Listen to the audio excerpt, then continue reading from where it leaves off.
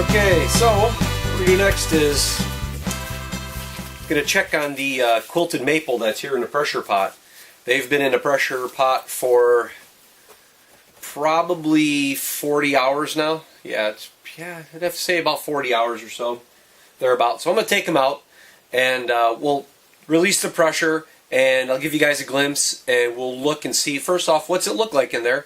Then also, did all the quilted maple get full penetration? Everything's good to go, and can we move them over to the next step, which is the curing phase. So I'll bring you guys in here and we'll take this all apart and get going.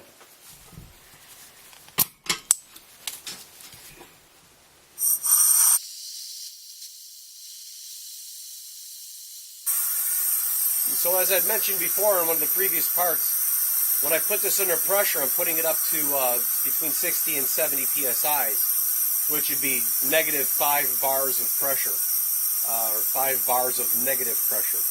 And that's where I kept it at. It seems like that is a really good sweet spot for me. I can change this valve over so I can increase the pressure, but it's the tank that I'd question, because even though it's a new tank, I haven't done anything. You know, it's kind of one of those things you can't kind of gamble. It's made in China, and how well was it made, and all that other stuff. So it's a really good pot. It suits the needs of what I need it for. You could also do Alumilite stabilizing in this if you wanted to make duct calls or those mallets and things. This would be the way to go for that. I could kick this up to negative 5 bars, 70 to 75 psi's before this blows off. It's an 80 psi max. So I have tested it. I've had the tank up to 80. I think it went to 82 psi's before the valve popped. So if that, you know, if it helps you decide on what to do, this is I might have done a review on it a long time ago. It's a Shop Fox, I believe. So that's what I'm using. You know, like a paint tank. They have the valve. They fill this with paint and they apply the pressure. Air pressure goes in, and then the paint comes out of this through a spray gun. It'd be my thinking, but I never looked that up. So we've gone ahead, we released the pressure, valve's completely open, so let's get this opened up and we'll see what we see. Okay, so yeah, make sure the valve's open all the way. You have no more air pressure in this. The last thing you want to do is not pay attention to your gauge, and that's closed. You release this and poof, it pops up. It scared the bejesus out of you, I bet you. Again, inside of the lid will always stay clean because of course it's pushing air pressure into that. Let me go put this to the side and go get something to put those scales on. Alright, let me move this over a little bit here. Hopefully I get you guys in this, the view's okay here. Well actually let me take, let me see, I'm going to take the weights off, so I want you guys to see this and see if we got any, what our buoyancy's like. Okay, so here's the first weight. Again, just some mild steel. Here's the other one I made. Again, some mild steel I tack welded together. There we go, see, look at this, we do have some buoyant parts. And honestly, I don't feel, I feel the weight, but not that much. But as you'll see here, now this is sunk, that sinks down there, so this one's good to go. This one's ready to be cured. Put this off to the side. And that one down there, you'll see, this one right here, that's ready to be cured. Okay, so there's that one's good to go too. Now, the caveat is, this one's got full buoyancy. But these two here, you see how they're on angles, if you guys can see that. They're on angles, which means they don't have full buoyancy anymore, so they need to have more time in here. This one, I mean, it doesn't feel very heavy. It doesn't feel like it's absorbed that much. I mean, just a pretty grains there. Look at that. As I learned with palm, I had the same problem with palm, but yet the palm, when I cured it and everything, I had complete stabilization. But what I'm going to do is I'm going to leave this in there. I'm just going to go ahead and leave this in there with those two because I have Koa to put in here. So I'm going to put the Koa in this and we'll let it all stay under pressure and leave it to go for another couple of days. But you can see these two are almost completely done. And what's odd is, you know, look at how small these are. That's about a 1/2 inch by 1.5 inches by 5.5. And really nice look, nice grains to it, but yeah, they don't, see, it's just a little bit of it just still wants to stay buoyant. Not much, but just a little. So it's just a little bit, and it's just this end. So the part that you're looking at, the part back here to the left is heavy, and the part here to the right still has some buoyancy in it. And the reason why I know that is because if I put it in here, first I could feel it, but when I put it in here, which end sinks? It's that end. It's continually the same end. I did that with this too. When I put it back in there, I wanted to make sure I could feel it. It's heavier here on the left than on the right. Okay, so it's heavier here than it is here. So watch. See? It comes up on the right side. So these two have almost 100% penetration or 100% negative buoyancy. This one is full buoyant, and it doesn't feel anywhere near as heavy as the other ones have in the past, or the way it should. So what I'm going to do is I'm going to take these 8 blocks, I'm going to put them in that pot with some resin if I need some more. I'm going to weigh it down, put it under pressure, and that's going to stay in there for the next couple of days. Then this pot will be ready for the next batch that's in the oven right now. I have pretty much full buoyancy on all these pieces of koa. I don't know if it's the top pieces or the bottom pieces pushing them up, but we'll get that sorted out in a second when we bring it over to the pressure pot. Okay, hopefully I got you guys set up enough that you can see this. It's kind of a hodgepodge here. So we already went through the quilted maple and those couple of pieces those 3 pieces that are floating. So we're going to check this koa next and see how everything's buoyancy is looking. And that's definitely a floater. These are all floaters, I think. Every one of these is going to be a floater. I can see it now. I've got pieces raising up, and yep, every one of them's a floater. So I'm going to go ahead and take these out of there, and then we're going to get them in the pressure pot here and run them for the next couple of days. I see. That's all I see is going to happen. I think this is going to have to be at least a 2 or 3 day process for the koa to get stabilized. So get the lid. So there we have it. We have five negative bars of pressure. We're at 70, just a hair over 70 psi's.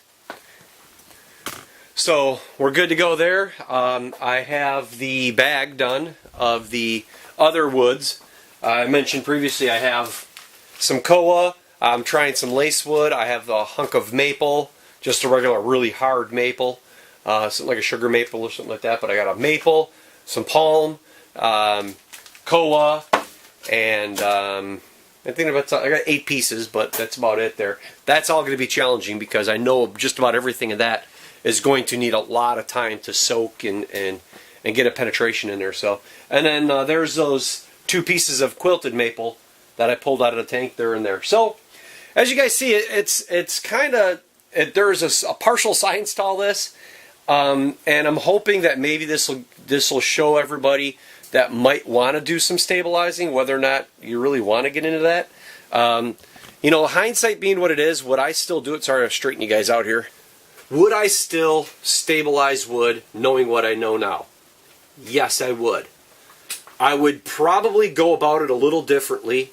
You know, I've already invested in some of this, so of course, it's not that I got a horse in a race, or a dog in a fight kind of metaphors there, but I bought the stabilizing chamber, the vacuum chamber from Turntex Woodworking.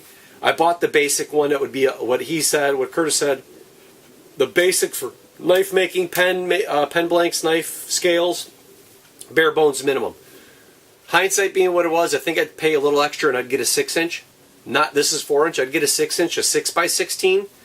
I would do that first and foremost because as you guys can see, 8 blocks, and you not only fill that chamber up, but you're so close to the top, causing issues if you draw any of that resin into your lines and into your vacuum pump.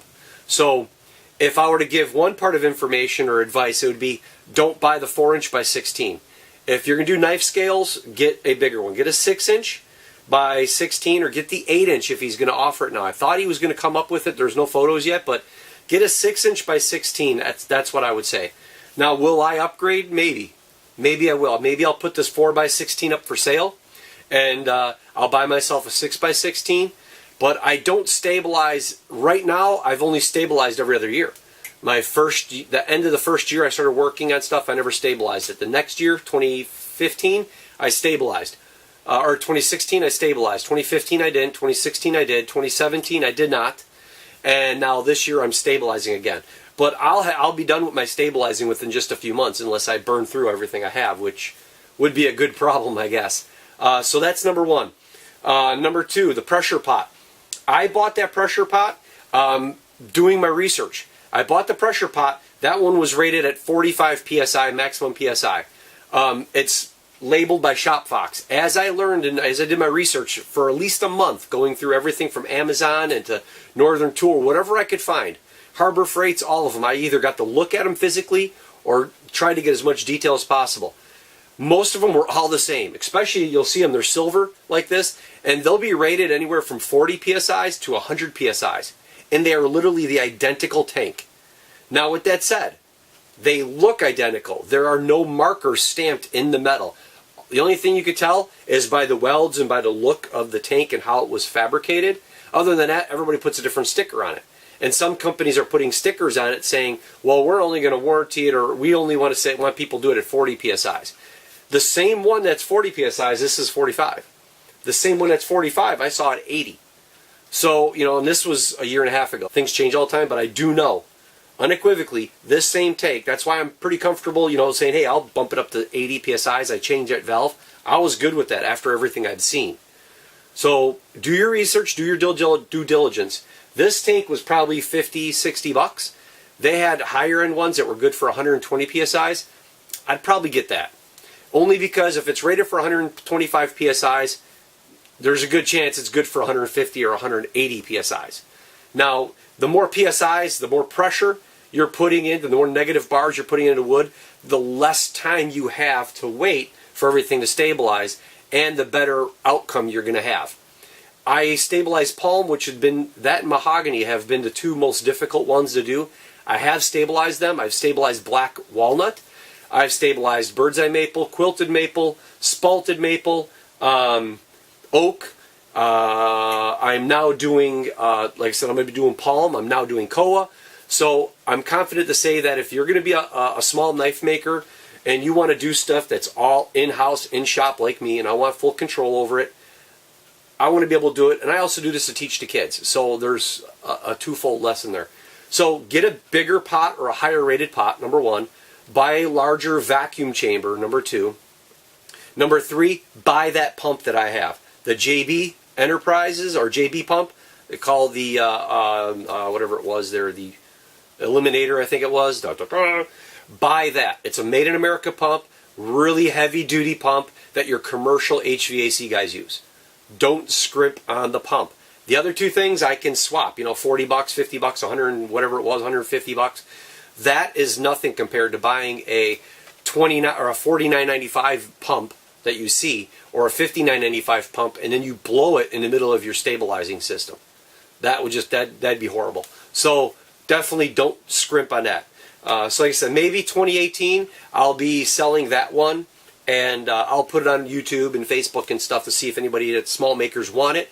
But I'll probably jump up to a 6-inch or an 8-inch by 16.